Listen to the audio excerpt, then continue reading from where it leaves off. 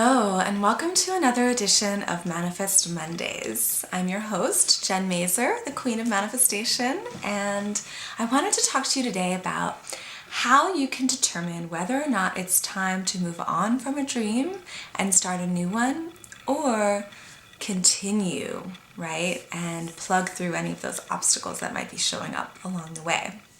And I love this question because for so many of us, right, we have a lot on our plate or a lot that we want to do with our lives, right? It's a big dream.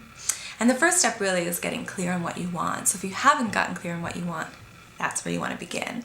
But if you are clear and you've started to really work on it and you're experiencing obstacles, like all of a sudden all of these things are happening and you're like, am I supposed to do this? Or is this a sign from the universe to move on and do something else?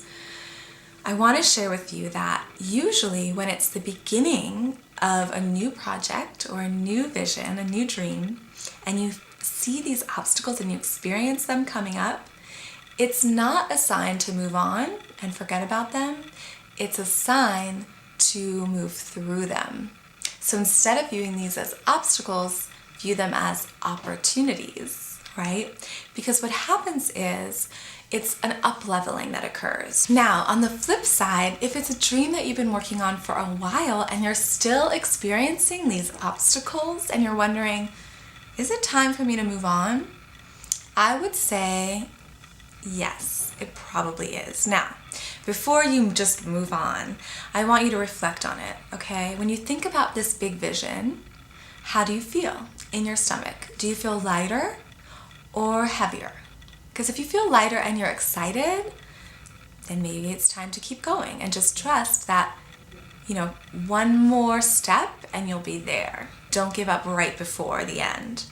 Or if it feels heavier, then maybe it doesn't resonate with you anymore, and that's okay.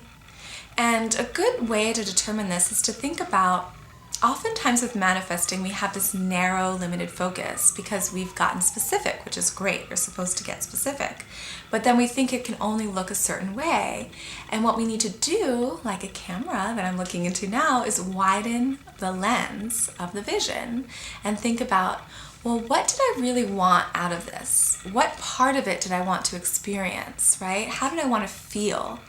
And does it have to look exactly this way? Or is there another way that's right before my eyes, another opportunity that's going to allow me to have the same end result, which is really the feeling and the experience behind the vision.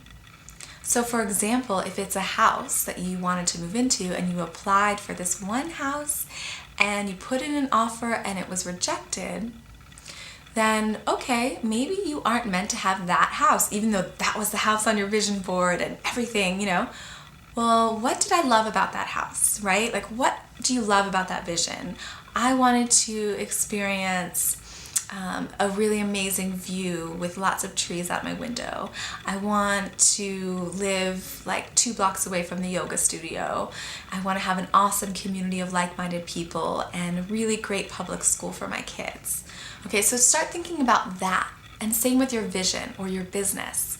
What is it that you really want to experience, right? What's that bigger vision and what's behind it? Because then you can widen the lens and think, okay, well, what other opportunities are right in front of me that will bring about that same experience or feeling? And then it's all about widening your lens and seeing what is in front of you that you can take action on or take advantage of. What signs and synchronicities are showing up that are more in line with what's behind it? And it might be a different way than you've been thinking, because oftentimes the universe has bigger and better plans for us than we actually have for ourselves. So I hope that helps you in figuring out, should I move on from this vision or keep going? And I'd love to hear from you in the comments below. What obstacles have you had or experienced in going for your big dream, and how did you overcome them? And did you decide to move on? I think that we can all benefit from your experiences, so I can't wait to read them below. And I am sending you so much love, and here's to manifesting your biggest dream, because remember, you wouldn't have that feeling or that thought or that imagination for that vision if it weren't possible to actually create it. So sending you lots of love, and I'll see you next week for another edition of Manifest